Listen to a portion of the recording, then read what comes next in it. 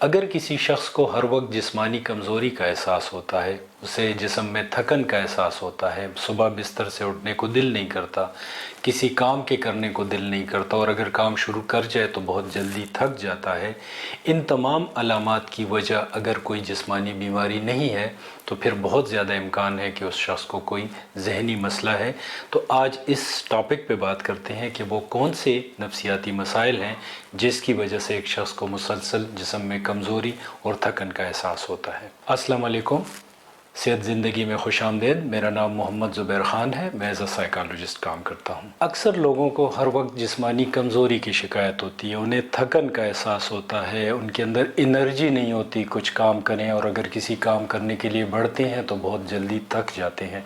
اور اس صورتحال میں وہ کیا کرتے ہیں کہ پھر وہ ڈاکٹروں کے پاس جاتے رہتے ہیں،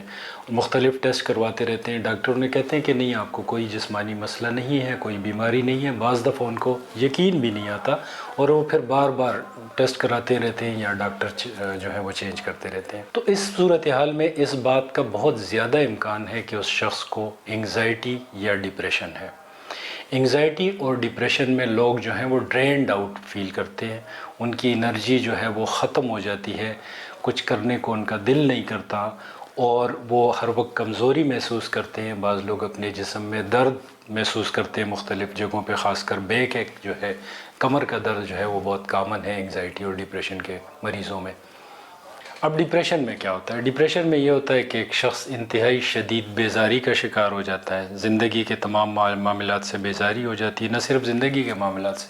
بلکہ اپنے آپ سے شدید ناامیدی کا شکار ہو جاتا ہے۔ پھر یہ جو اس کی ذہنی کیفیت ہوتی ہے، یہ اس کے جسم کے تمام اعضاء کو متاثر کرنا شروع کر دیتی ہے، اور ہوتا کیا ہے کہ جو اس کی ذہنی کیفیت ہوتی ہے، اس کا جسم جو ہے وہ اس کی تصویر بن جاتا ہے۔ ظاہر ہے کہ جو بات ہم اپنے آپ سے بار بار کرتے ہیں وہ ہمارے تمام اعضاء کو جو ہے متاثر کرتی رہتی ہے۔ تو جب ایک شخص انتہائی بیزاری اور نا امیدی کا شکار ہے تو اس کا جسم بھی ویسے ہی بیہیو کرنے لگتا ہے، اس کے جسم میں انرجی نہیں ہوتی، اور اگر کبھی کسی کام کو کرنے کے لیے وہ بڑھتا بھی ہے کچھ ہمت کر کے تو بہت جلدی وہ تھک جاتا ہے، اس لیے کہ وہ پوٹینشل اس کے جسم میں نہیں ہوتا کہ جو کام کرنا ہے اس کو پراپر طریقے سے کرے۔ اسی طرح انگزائٹی میں بھی ہوتا ہے۔ انگزائٹی میں ایک شخص اپنے ذہن کو ایک میدان جنگ بنا لیتا ہے، طرح طرح کی پریشانیاں دن رات لے کے پھرتا رہتا ہے، کبھی ماضی کی غلطیاں یاد کرتا ہے، ان پہ جو ہے پچھتاوا ہوتا ہے اس کو، کبھی فیوچر کے متعلق انتہائی بھیانک قسم کا نقشہ جو ہے وہ بناتا رہتا ہے، اور نہ اسے اپنا ماضی اچھا لگتا ہے نہ اسے فیوچر اچھا لگتا ہے، اور مسلسل جو ہے وہ ایک ذہنی بے چینی کا شکار رہتا ہے۔ اب اس تمام ذہنی بے چینی میں ہوتا کیا ہے کہ بنیادی طور پر اس کی جتنی بھی جو ذہنی انرجی ہے وہ ساری اس میدان جنگ میں صرف ہو رہی ہوتی ہیں، تو وہ بھی اس کے جسم پہ برا اثر ڈالنے لگتی ہے، اور اس شخص کو چونکہ وہ ذہنی طور پر تھکا ہوا ہوتا ہے تو وہ تھکان جو ہے وہ پھر اس کے جسمانی تھکان کی صورت میں ظاہر ہونا شروع ہو جاتی ہے۔ یہاں یہ بات نوٹ کرنا ضروری ہے کہ جب ہم انگزائٹی کا شکار ہوتے ہیں تو انگزائٹی کا اکثریت کیسز میں پہلا حملہ جو ہے وہ ہمارے نظام انہضام پہ ہوتا ہے۔ جب ہمارا نظام انہضام ڈسٹرب ہوتا ہے، ہمارا ہاضمہ ٹھیک نہیں ہوگا، ہائپر ایسیڈیٹی ہوگی، پیٹ میں گیس بنے گی، تیزابیت ہوگی، تو اس وجہ سے پھر ہماری جسم کو انرجی نہیں ملتی۔ جب انرجی نہیں ملتی تو آلریڈی جو ہے وہ ایک شخص شکایت کر رہا ہوتا ہے کمزوری کی اور تھکن کا احساس اسے ہو رہا ہوتا ہے، اور جب وہ کھانا کھاتا ہے تو وہ بھی صحیح طریقے سے ہضم نہیں ہوتا، اس وجہ سے اس کو مزید کمزوری ہو جاتی ہے، اور اس وجہ سے پھر اس کی طبیعت مزید خراب ہو جاتی ہے، اور یہ ایک سائیکل چلتا رہتا ہے۔ اور یہ بات تو آپ سمجھ سکتے ہیں کہ انگزائٹی اور ڈپریشن دونوں جو ہیں وہ ذہنی دباؤ کا باعث بنتی ہیں، اور ہمارے جسم کو جو انرجی ملتی ہے وہ ظاہر ہے ہمارے کھانے سے ملتی ہے۔ اگر ہمارا نظام بہتر ہوگا تو اس سے ہمیں زیادہ انرجی ملے گی، مگر اگر ہم انگزائٹی اور ڈپریشن کا شکار ہوتے ہیں تو اس دوران بھی ہمارا جو دماغ ہے وہ زیادہ انرجی استعمال کرتا رہتا ہے۔ ویسے بھی تو اگر نظام خراب ہوگا تو پھر ہمیں انرجی نہیں ملے گی، اور ہمارے جسم میں یہ بات بھی میں یہاں پہ کہہ دوں کہ سب سے زیادہ بڑا کنزیومر ہماری انرجی کا جو ہے وہ دماغ ہے۔ دماغ سب سے زیادہ انرجی کو استعمال کرتا رہتا ہے، اور اگر نظام خراب ہوگا تو پھر اس کو انرجی نہیں ملے گی، جس کی وجہ سے انگزائٹی اور ڈپریشن جو ہے وہ مزید بڑھ جاتی ہے۔ تو اصل میں اس ویڈیو میں جو میں پیغام دینا چاہ رہا ہوں وہ یہ ہے کہ بہت دفعہ جو جسمانی تکالیف ہوتی ہیں اس کی وجہ کوئی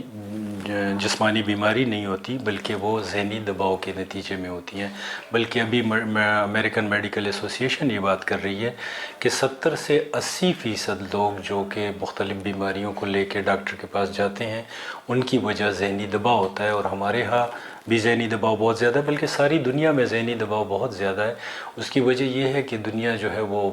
बहुत तेज़ी से तब्दील हो रही है, हमारी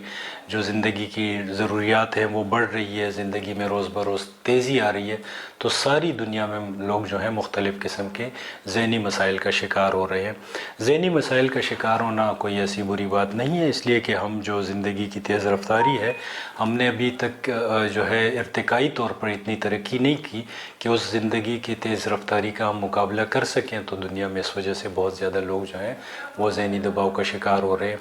तो ये बात मैं इस वजह से यहाँ रिपीट करूँगा कि अगर आपको कोई ऐसे मसाइल हैं, जिस्मानी मसाइल, और मेडिकल टेस्ट जितने भी हो रहे हैं उसमें पता चल रहा है कि आपको कोई बीमारी नहीं है, तो इस बात का इम्कान है कि आप शदीद ज़हनी दबाव का शिकार हैं। और उसमें फिर ज़रूरत है आपके कि आप साइकोलॉजिकल ट्रीटमेंट लें,